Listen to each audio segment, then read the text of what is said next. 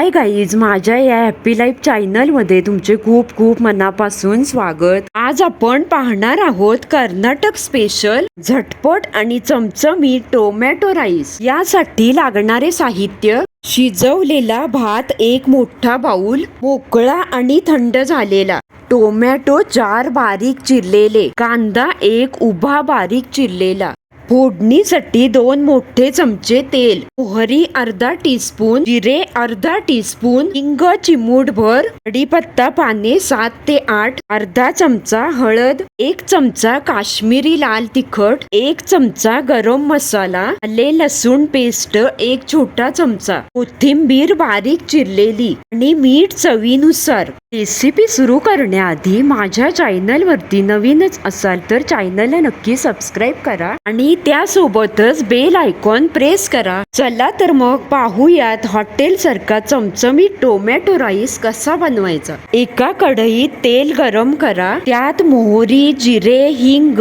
आणि कढीपत्ता घाला। जिरे मोहरी तडतडल्यावर त्यात बारीक चिरलेला कांदा घालून हलका सोनेरी रंग येईपर्यंत परतून घ्या। त्यानंतर त्यात आले लसूण पेस्ट आणि बारीक चिरलेले टोमॅटो टाका। टोमॅटोला तेल सुटेपर्यंत चांगले मऊ शिजवून घ्या। शिजलेल्या टोमॅटो मध्ये हळद, लाल तिखट, गरम मसाला आणि मीठ घाला। सर्व मिश्रण चांगले एकत्र करा। आता यात शिजलेला मोकळा भात घाला। मसाल्यात भात हलक्या हाताने नीट परतून घ्या। कढईवर झाकण ठेवून 2 ते 3 मिनिटे मंद आचेवर वाफ येऊ द्या। आता आपला तयार आहे गरमागरम आणि चटपटीत टोमॅटो राईस। रेसिपी आवडली तर लाईक, कमेंट, शेअर। पुन्हा भेटूयात अशा छान छान चटपटीत रेसिपी सोबत।